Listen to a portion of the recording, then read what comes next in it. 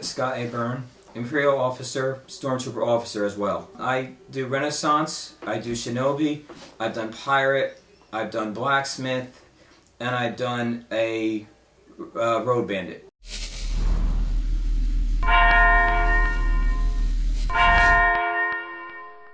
Hi, I'm James Hannon, author of An Advocate Cosplayer, Tales from Behind the Mask, and welcome to another episode of Cosplayer Hotspot.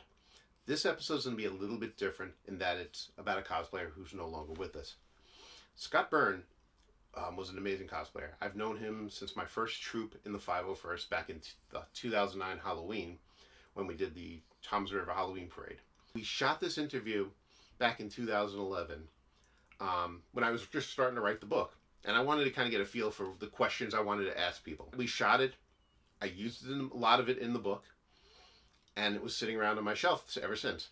When Cosplayer Hotspot came around, I wanted to use that footage in some way to pay tribute to Scott because he deserved it. He's definitely a unique character, but he loves costuming. Always has. He would come out to every troop,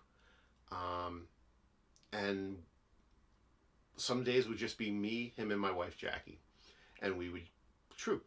Eventually, he joined the G.I. Joe Finest group as Cobra Commander because he loved that show back growing up. I like to bother Scott, so I joined the group as Destro just to bother him because Cobra Commander and Destro have this fighting chemistry. And it was a fun time, and he trooped a lot there.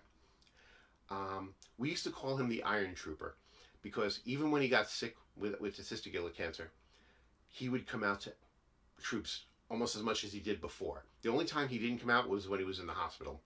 And you'll hear about that in this video.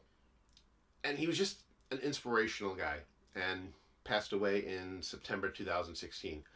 And we miss him tremendously. That's pretty much it. I hope you enjoy the show. And thanks for watching. I went with my first girlfriend.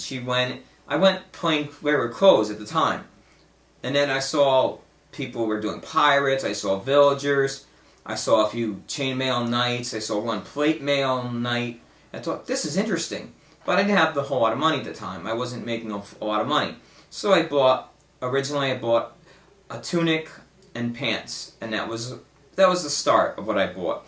And then every year I would buy more. I bought a belt, I bought a shirt to go underneath the tunic, to go over the tunic. Then I would buy, then I bought my first walking stick. The year after that I bought my first sword. And every year I would usually end up buying something. And that's going to be Cobra Commander. Because I've always liked Cobra Commander, but I don't like the way a lot of people betray Cobra Commander at cons because they betray the animation Cobra Commander, and he's the cowardly, bumbling kind of dictator. I want to play the comic version, where he's intelligent, confident, and capable. I'm not doing the hissing S stuff like the cartoon did. I'm going to be more of a deeper, darker, talking tone, but I'm going to be more of the confident dictator that you would expect of what Cobra Commander would be. Because officers are underrepresented. There are stormtroopers, there are plenty of stormtroopers, there are plenty of TIE fighter pilots, there are plenty of Vaders. But officers who are sort of the backbone of the command structure are rare. Because, I mean, you have Vader who is at the second to top, giving the orders. You have the stormtroopers at the bottom who get the orders and have to follow the orders.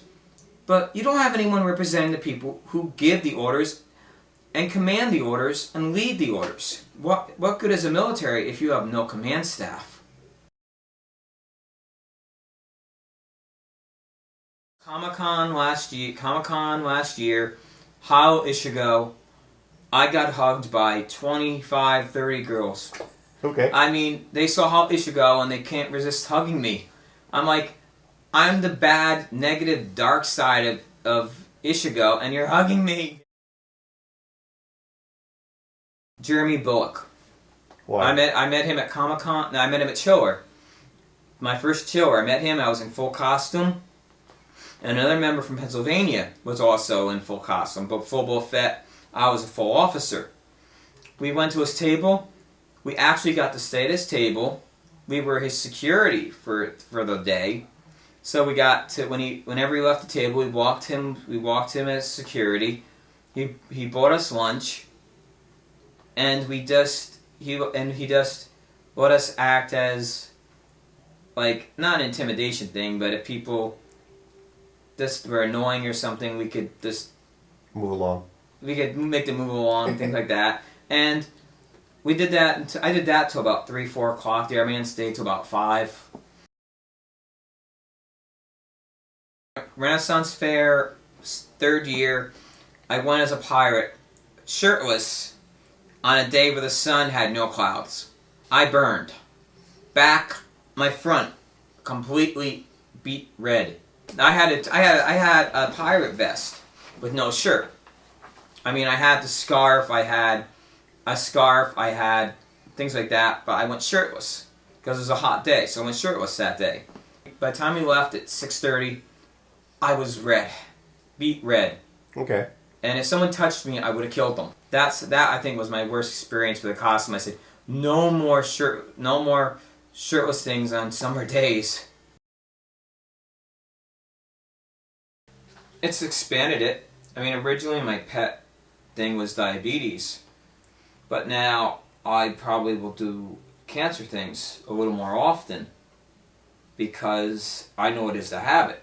I mean, I'm granted I'm not breast cancer, I'm not the most severe or terminal cancers, but I know what it is to have it. I know what it does to your life. I know it sometimes puts your life on hold or makes your life very difficult at times. Mm-hmm. I mean, I've had some of the side effects of chemo, and I understand what the people are talking about when they talk about side effects of it now. And now I want to see about doing more cancer-related things with the garrison, and I might, like, when I do cancer events, are events that, if cancer that aren't a particular type, I might try to wear, like, yellow around my uniform on my arm for the Lance Armstrong colors. Okay. Because that's the color for testicular cancer. But it gives your outlook too. It makes your outlook different.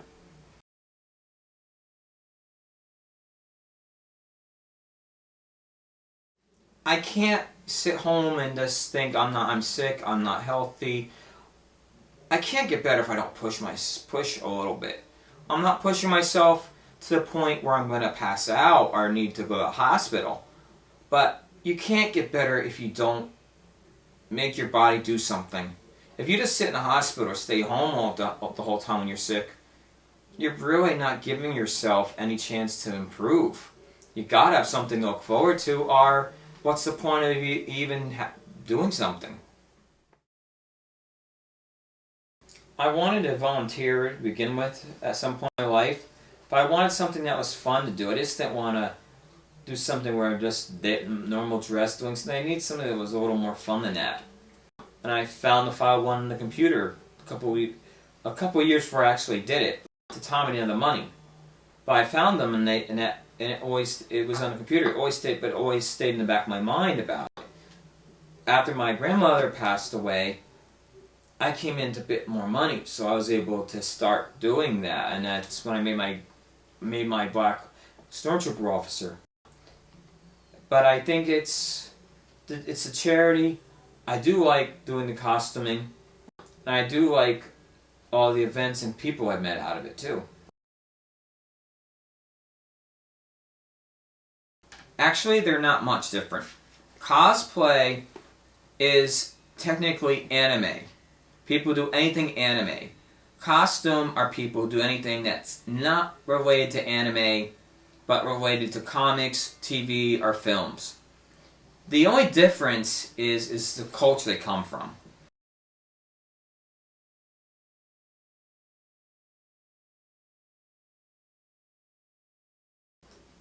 As long as I can. Okay. I would like to do it until I die, but I don't know how long no one knows how long a person lives, and no one knows what your health is like.